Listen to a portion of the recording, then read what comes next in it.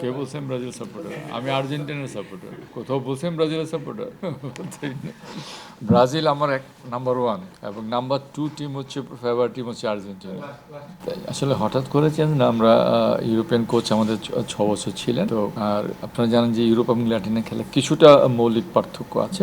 ইউরোপিয়ানরা যতটা গতিশীল খেলা খেলে, ল্যাটিনরা হয়তো কিছুটা টিকি টাকা বা যেটা বলে, যদিও ইউরোপের কিছু কিছু দেশ এখন সেই খেলার দিকে গিয়েছে। আমরা গত অস্কারের আমলে আমরা কিন্তু সাফল্য পেয়েছি, কিন্তু গত কোচের অধীনে আমরা ঠিক সাফল্য পাইনি। সাফল্য না পাওয়ার চাইতে আমাদের যে জিনিসটা পীড়া দিয়েছে বেশি, যে আসলে বসুন্ধরা কিংস তার আসলে চেনা রূপে ছিল না। তো আমরা চাচ্ছি এবার এই সাফল্যের পাশাপাশি বসুন্ধরা কিংসের যে পূর্ববর্তী বছরগুলি যে খেলা ছিল, সেই খেলাটুকু যেন দর্শকদের উপহার দিতে পারি, আসলে সেই চিন্তা ভাবনা থেকে আসলে আমরা ল্যাটিনের দিকে ঝুঁকে। আসলে এএফসি তো এবার আপনারা জানেন যে আসলে এবছর থেকে আমরা নতুন ফরম্যাটে খেলছি। তো আগের বছরগুলোতে এএফসির আমাদের এক রকমের পরিকল্পনা ছিল, আর বর্তমানে যেহেতু এখন আমাদেরকে একটু কঠিন গুপিকল পরিকল্পনা নতুনভাবে সাজাতে, সেটাও কিন্তু একটা কারণ এই কোচ পরিবর্তনের। তো সব মিলিয়ে আর এবছর আপনারা জানেন যে এবছর কিন্তু আমাদের ঘরোয়া লিগে টুর্নামেন্ট সংখ্যা কিন্তু অনেক বৃদ্ধি পেয়েছে। আসলে সব মিলিয়ে এবছর আমাদের পরিকল্পনা একটু গত বছরগুলোর চাইতে একটু ভিন্নভাবে করতে হয়েছে।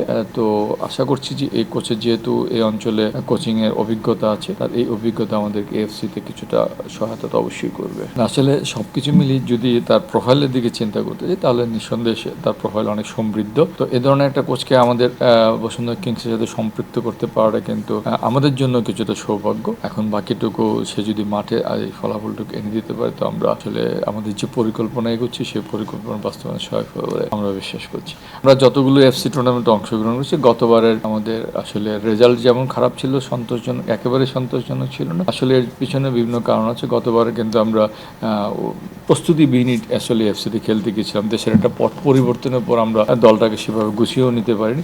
তখনই আসলে আমাদেরকে এফসিতে খেলতে যেতে হয়েছিল। তো সেটুকু আমরা আসলে পিছনে ফেলে আমরা এবার নতুনভাবে আগাতে চাই, এবং আমরা আমাদের প্লে অফ যেটা ছিল সে রাউন্ড, সেটা থেকে উতরে এখন আমরা মূল পর্বে গিয়েছি, গ্রুপ স্টেজ। এবং যেহেতু গ্রুপ স্টেজে গিয়েছি, আমাদের সভাপতি আমাদের প্রত্যাশা থাকবে যেন পরবর্তী রাউন্ডে যেতে পারি। গতবার আমাদের ঘরোয়া 3টি টুর্নামেন্ট হয়েছে, তার মধ্যে আমরা 2টি জিতেছি।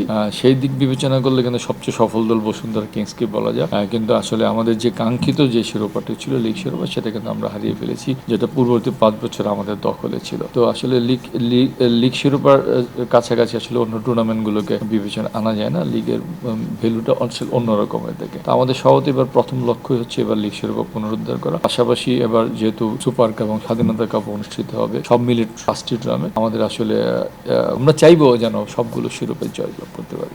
কোচের যদি আমরা ট্র্যাক রেকর্ড দেখি, তিনি প্রায় 20টা মতো ক্লাবে কোচিং করিয়েছেন, কিন্তু কোনো ক্লাবেই তিনি আসলে 1-2-3 সিজনের বেশি আসলে তিনি স্থায়ী হননি।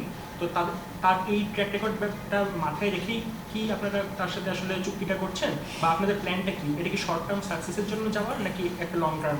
না, আসলে আমরা যখন কোনো নতুন কোচকে দলভুক্ত করি, আমরা প্রথমত 1 বছরের জন্য তার সাথে চুক্তি করি। অস্কার আমাদের এখানে 6 বছর ছিলেন, কিন্তু অস্কারের সাথে কিন্তু শুরুতে আমরা 1 বছরের চুক্তি করেছিলাম। তারপর সে সাফল্য দেওয়াতেই তার সাথে আমরা দীর্ঘমেয়াদী চুক্তিতে যাই। তো এই কোচকেও আমরা 1 বছরের জন্য, এই সিজনের জন্য তার সাথে চুক্তিবদ্ধ হয়েছি। সে যদি আমাদেরকে সাফল্য এনে দিতে পারে এবং আমাদের প্রত্যাশা পূরণ করতে পারে, তার সাথে হয়তো আমরা দীর্ঘমেয়াদী চুক্তিতে যাব।